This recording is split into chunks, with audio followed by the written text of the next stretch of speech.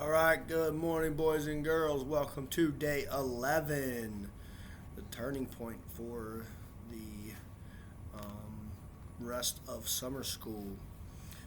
If you remember, we left off on page 130, right at the top of the page, paragraph starting with the wood. Um, remember, so Jack and he took a group of his boys and they went off on their own, and now Ralph and Piggy and some of the little ones, they are now by themselves. So they were talking about still having the fire, as we know. Remember, Ralph is really wants that fire, as he believes that is his signal to get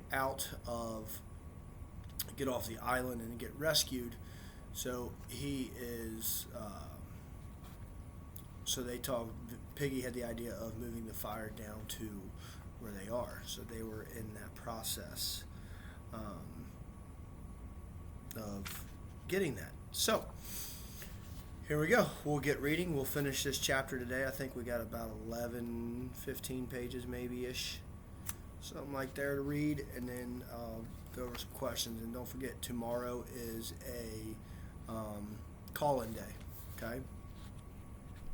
So, with that being said, here we go. Top of 130. The wood was not so dry as the fuel they had used on the mountain. Much of it was damply rotten and full of insects that scurried. Logs had to be lifted from the soil with care, or they crumbled into the sodden powder. More than this, in order to avoid going deep into the forest, the boys worked near at hand on any fallen wood, no matter how tangled with new growth. The skirts of the forest and the scar were familiar, near the conch and the shelters, and sufficiently friendly in daylight. What they might become in darkness, nobody cared to think. They worked there before, with great energy and cheerfulness, though as time crept by, there was suggestion of panic in the energy and hysteria in the cheerfulness. They built a pyramid of leaves and twigs, branches and logs, on the bare sand by the platform. For the first time on the island, Piggy himself removed his one glass, knelt down, and focused the sun on tinder.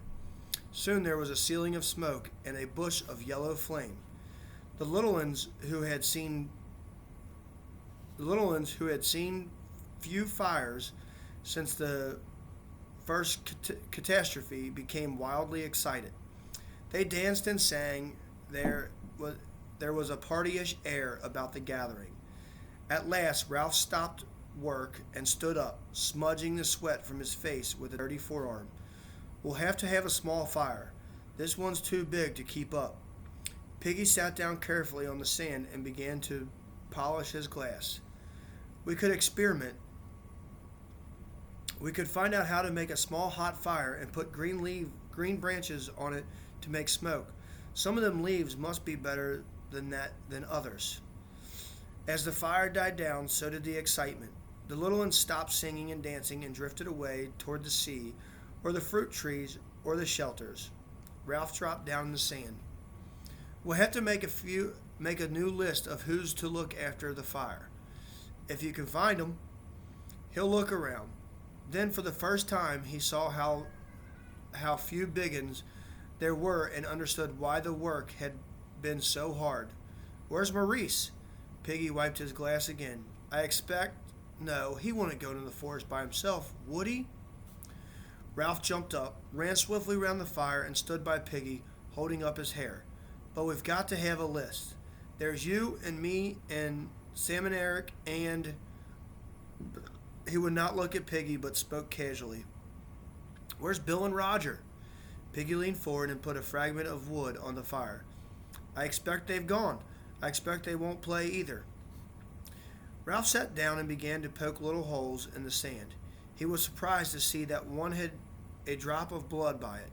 He examined his bitten nail closely and watched the little globe of blood that gathered where the quick was gnawed away. Piggy went on speaking. "I seen them stealing off when we was gathering wood. They went that way, the same way as he went himself." Ralph finished his inspection and looked up into the air. The sky, as if in sympathy with the great changes among them, was different today, and so misty that in some places the hot air seemed white. The disk of the sun was dull silver as though it was near and not so hot, and yet air stifled. They always been making trouble, haven't they? The voice came near his shoulder and sounded anxious. We can do without 'em. We'll be happier now, won't we? Ralph said. The twins came, dragging a great log and grinning in their triumph. They dumped the log among the embers so the sparks flew. We can all do right on our own, can't we? For a long time, while the log dried, caught fire, and turned red hot, Ralph sat in the sand and said nothing. He did not see Piggy go to the twins and whisper to them, nor how three boys went together into the forest. Here you are. He came to himself with a jolt. Piggy and the other two were by him. They were laden with fruit. I thought perhaps, said Piggy, we ought to have a feast. Kind of. The three boys sat down. They had a great mass of fruit with them, and all of it properly ripe. They grinned at Ralph, and he took some and began to eat. Thanks, he said, then with an innocent of pleased surprise, thanks. Do all right on our own, said Piggy. It's them that haven't no common sense that make trouble on this island. We'll make a little hot fire. Ralph remembered what he had been worrying him. Where's Simon? I don't know. You don't think he's climbing the mountain? Piggy broke into noisy laughter and took more fruit. He might be. He gulped his mouthful. He's cracked. Simon had passed through the area of fruit trees, but today the little ones had been too busy with the fire on the beach, and they had not pursued him there. He went on among the creepers until he reached the great mat that it was woven by the open space, and crawled inside. Beyond the screen of leaves, the sunlight pelted down, and the butterflies danced in the middle of their unending dance. He knelt down, and the arrow of the sun fell on him. That other time the air had seemed too vibrant with heat, but now it threatened. Soon the sweat was running from his long coarse hair. He shifted restlessly, but there was no avoiding the sun. Presently he was thirsty, and then very thirsty. He continued to sit.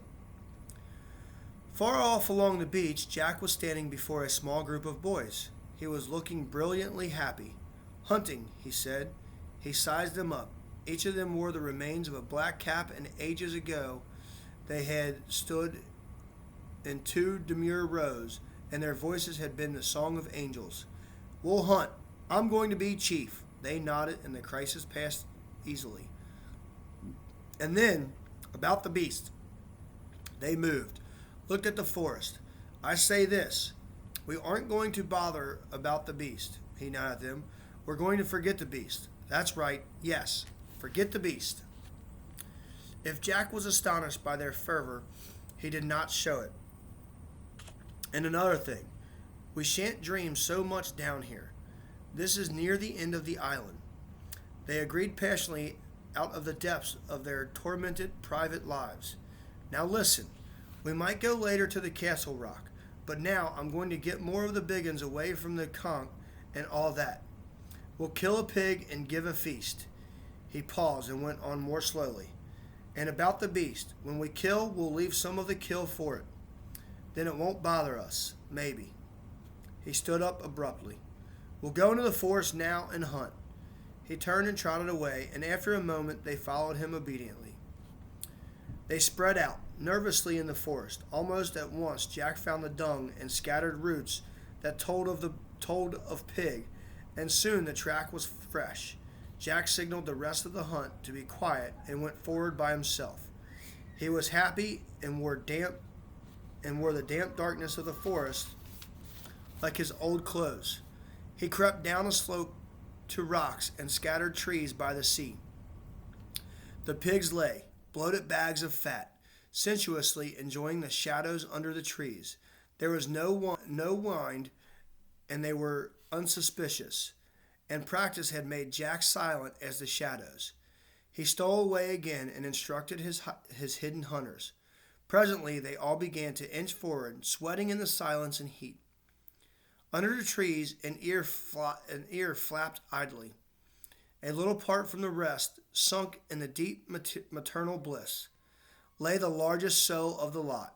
She was black and pink, and the great bladder of her belly was fringed with a row of piglets that slept or burrowed and squeaked. 15 yards from the drove, Jack stopped, and his arm straightening, pointed to the sow. He looked round in the quarry to make sure that everyone understood, and the other boys nodded at him. The row of right arms slid back. Now! The drove of pigs started up, and at a range of only 10 yards the wooden spears, with fire-hardened points, flew toward the chosen pig. One piglet, with a demented shriek, rushed into the sea, trailing Roger's spear behind it. The sow gave a gasping squeal and staggered up, with 2 spears sticking in her flat flank. The boys shouted and rushed forward. The piglet scattered, and the sow burst the advancing line and went crashing away through the forest. After her! They raced along the pig track, but the forest was too dark and tangled, so that Jack, cursing, stopped them and cast among the trees. Then he said nothing for a time, but breathed fiercely, so that they were awed by him and looked at each other in uneasy admiration. Presently he stabbed down at the ground with his finger. There! Before the others could examine the drop of blood, Jack had swerved off, judging a trace, touching a bough that gave. So he followed mysteriously, right and assured, and the hunters trod behind him. He stopped before a covert. And there! They surrounded the covert, but the sow got away with the sting of another spear in her flank. The trailing butts hindered her, and the sharp cross-cut points were a torment. She blundered into a tree, forcing a spear still deeper, and after that any of the hunters could follow her easily by the drops of vivid blood. The afternoon wore on, hazy and dreadful with damp heat, and the sow staggered her way ahead of them, bleeding and mad, and the hunters followed, wedded to her in lust. Excited by the long chase and the dropped blood, they could see her now. Nearly got up with her, but she spurted with her last strength and held ahead of them again. They were just behind her when she staggered into an open space where bright flowers grew and butterflies danced around each other, and the air was hot and still. Here, struck down by the heat, the sow fell, and the hunters hurled themselves at her. This dreadful eruption from an unknown world made her frantic. She squealed and bucked, and the air was full of sweat and noise and blood and terror. Roger ran round the heap, prodding with his spear whenever pig flesh appeared. Jack was on top of the sow, stabbing downward with his knife. Roger found a lodgment for his point and began to push till he was leaning with his whole weight. The spear moved forward inch by inch, and terrified squealing became a high-pitched scream. Then Jack found the throat, and the hot blood spouted over his hands. The sow collapsed under them, and they were heavy and fulfilled upon her. The butterflies still danced, preoccupied in the center of the clearing. At last, the immediacy of the kill subsided. The boys drew back, and Jack stood up, holding out his hands. Look! He giggled and flicked them while the boys laughed at his reeking palms. Then Jack grabbed Maurice and rubbed the stuff over his cheeks. Roger began to withdraw his spear, and the boys noticed it for the first time. Robert stabilizing the thing in a phrase which was received uproariously. Right up her ass! Did you hear? Did you hear what he said? Right up her ass! This time Robert and Maurice acted the two parts, and Maurice's acting of the pig's efforts to avoid the advancing spear was so funny that the boys cried with laughter. At length, even this palled. Jack began to clean his bloody hands on the rock. Then he started work on the sow and paunched her, lugging out the hot bags of colored guts, pushing them into a pile on the rock while the others watched him. He talked as he worked. We'll make the we'll take the meat along the beach. I'll go back to the platform and invite them to a feast. That should give us time. Roger spoke. Chief, how can we make a fire? Jack squatted back and frowned at the pig. Oh, sure. We'll raid them and take fire. There must be 4 of you. Henry and you, Robert and Maurice. We'll put on paint and sneak up. Roger can snatch a branch while I say what I want. The rest of you can get this back to where we were. We'll build a fire there. And after that, he paused and stood up, looking at the shadows under the trees. His voice was lower when he spoke again, but we'll leave part of the kill for... He knelt down again and was busy with his knife. The boys crowded around him. He spoke over his shoulder to Roger. Sharpen a stick at both ends. Presently he stood up, holding the dripping so's head in his hands. Where's that stick? Here. Ram one end in the earth. Oh, it's rock. Jam it in the crack. There. Jack held up the head and jammed the soft throat down on the pointed end of the stick, which pierced through into the mouth. He stood back, and the head hung there, a little blood dribbling down the stick. Instinctively, the boys drew back too, and the forest was very still. They listened, and the loudest noise was the buzzing of flies over the spilled guts. Jack spoke in a whisper. Pick the pig. Maurice and Robert skewered the carcass, lifted the dead weight, and stood ready. In the silence and standing over the dry blood, they looked suddenly furtive. Jack spoke loudly. This head is for the beast. It's a gift. The silence accepted the gift and awed them. The head remained there, dim-eyed, grinning faintly, blood blackening between the teeth. All at once they were running away as fast as they could, through the forest toward the open beach. Simon stayed where he was, a small brown image, concealed by the leaves. Even if he shut his eyes, the so's head still remained like an after image. The half-shut eyes were dim in the infinite cynicism of adult life. They assured Simon that everything was a bad business. I know that. Simon discovered that he had spoken aloud. He opened his eyes quickly, and there was the head, grinning amusedly in the strange daylight, ignoring the flies, the spilled guts, and even ignoring the indignity of being spiked on a stick. He looked away, licking his lips dry. A gift for the beast. Might not the beast come for it? The head, he thought, appeared to agree with him. Run away, said the head silently. Go back to the others. It was a joke, really. Why should you bother? You were just wrong, that's all. A little headache, something you ate, perhaps. Go back, child, said the head silently. Simon looked up, feeling the weight of his wet hair, and gazed at the sky. Up there, for once, were clouds, great bulging towers that sprouted away over the island, gray and cream and copper-colored. The clouds were sitting on the land. They squeezed, produced moment by moment this close, tormenting heat. Even the butterflies deserted the open space where the obscene thing grinned and dripped. Simon lowered his head and carefully... excuse me. Simon lowered his head, carefully keeping his eyes shut, then sheltered them with his hand.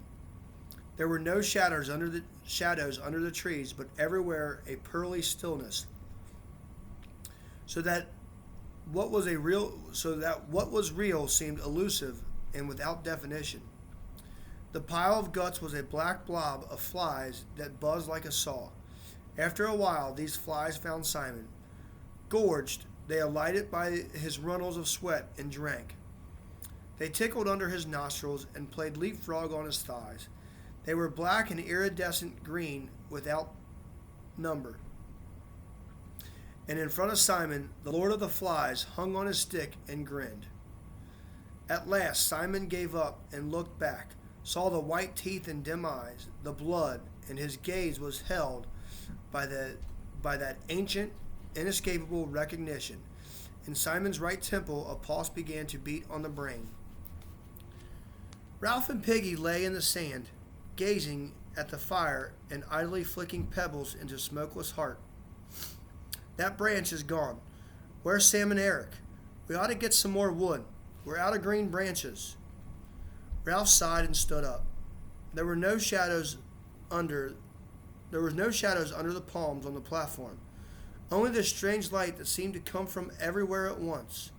High up among the bulging clouds, thunder went off like a gun.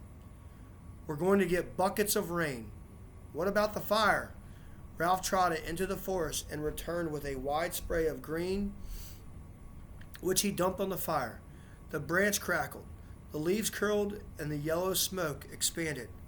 Piggy made an aimless little pattern in the sand with his fingers.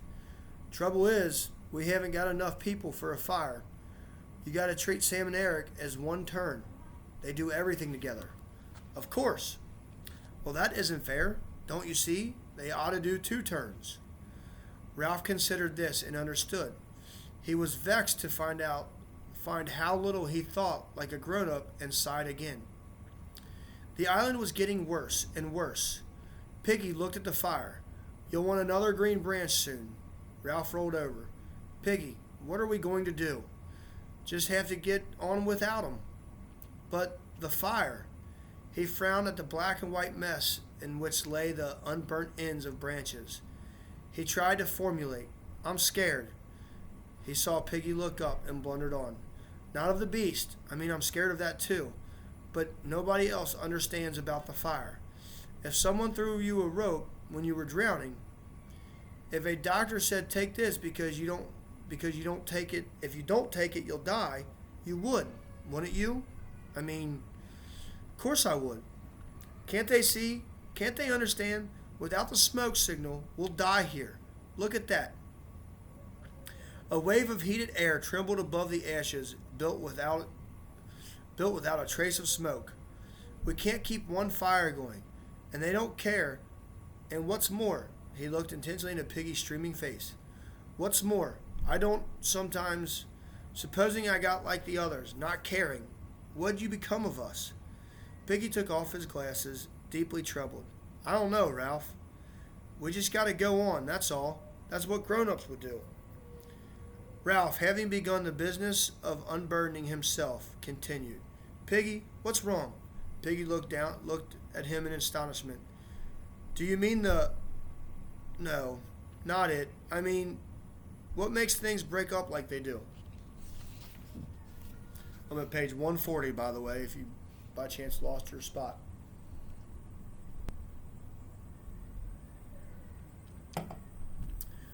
Piggy rubbed his glasses slowly and thought. When he understood how far Ralph had gone towards accepting him, he flushed pinkly with pride. I don't know, Ralph. I expect it's him. Jack? Jack. A taboo was evolving around the word too. Ralph nodded solemnly. Yes, he said. I suppose it must be. The forest near them burst into an uproar. Demonic figures with faces of white and red and green rushed out howling, so that the little ones fled screaming. Out of the corner of his eye, Ralph saw Piggy running. 2 figures rushed at the fire, and he prepared to defend himself, but they grabbed half-burnt branches and raced away along the beach. The 3 others stood still, watching Ralph, and he saw that the tallest of them, stark naked save for paint and a belt, was Jack. Ralph had his breath back and spoke. Well? Jack ignored him, lifted his spear, and began to shout. Listen, all of you. Me and my hunters. We're living along the beach by a flat rock. We hunt and feast and have fun. If you want to join my tribe, come see us. Perhaps I'll let you join, perhaps not. He paused and looked around. He was safe from shame or self-consciousness behind the mask of his paint, and the looks at each of them in turn. Ralph was kneeling by the remains of the fire like a sprinter at his mark, and his face was half hidden by hair and smut. Sam and Eric peered together round a palm tree at the edge of the forest. A little one howled, creased and crimson, by the bathing pool, and Piggy stood on the platform, the white conch gripped in his hands. Tonight, we're having a feast. We've killed a pig and we've got meat. You can come and eat with us if you like.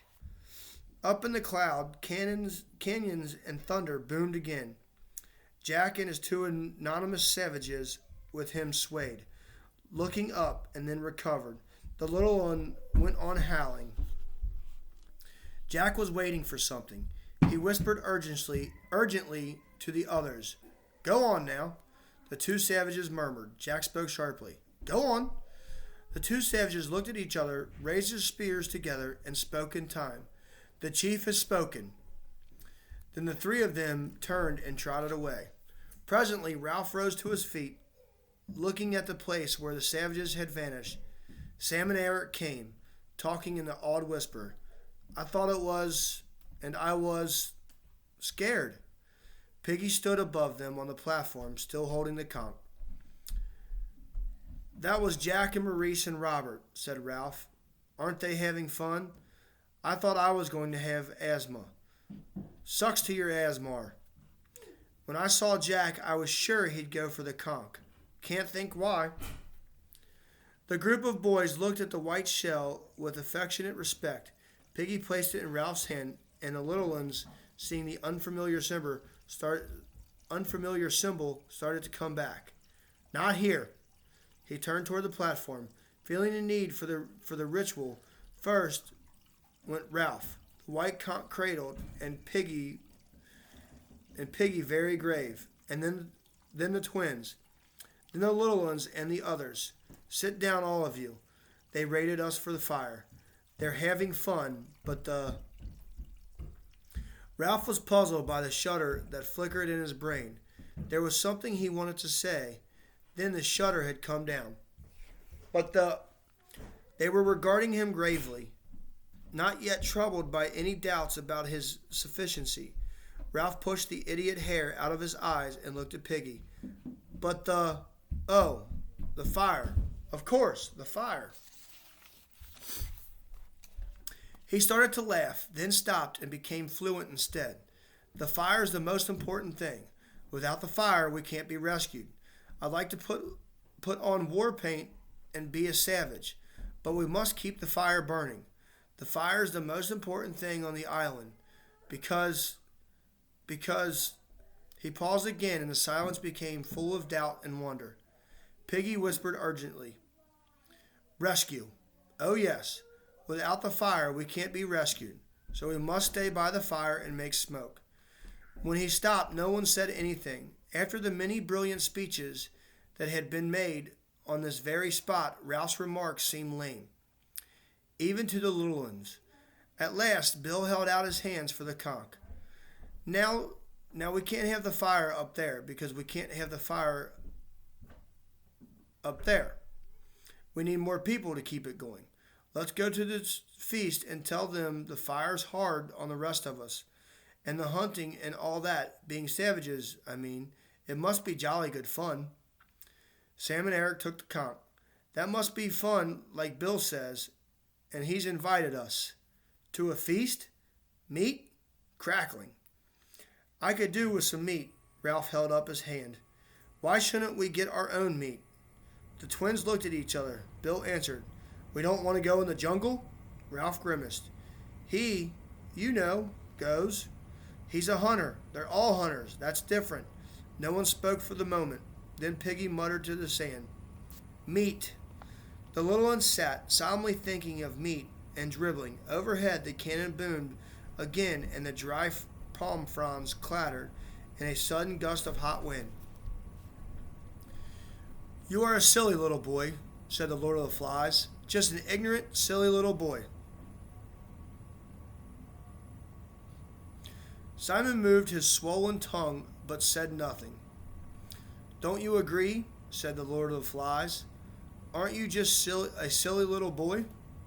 Simon answered him in the same silent voice.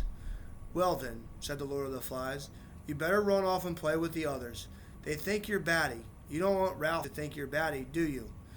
You like Ralph a lot, don't you? And Piggy and Jack.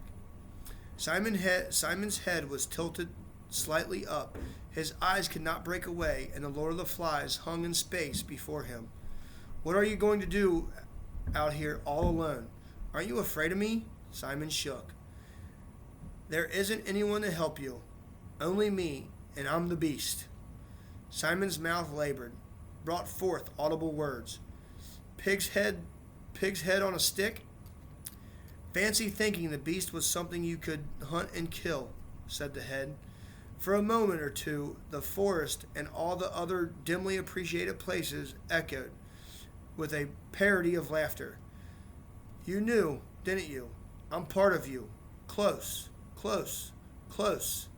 I'm the reason why it's no go, why things are what they are. The laughter shivered again. Come on, said the Lord of the Flies. Get back to the others and we'll forget the whole thing.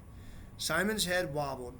His eyes were half closed as though he were imitating the obscene thing on the stick.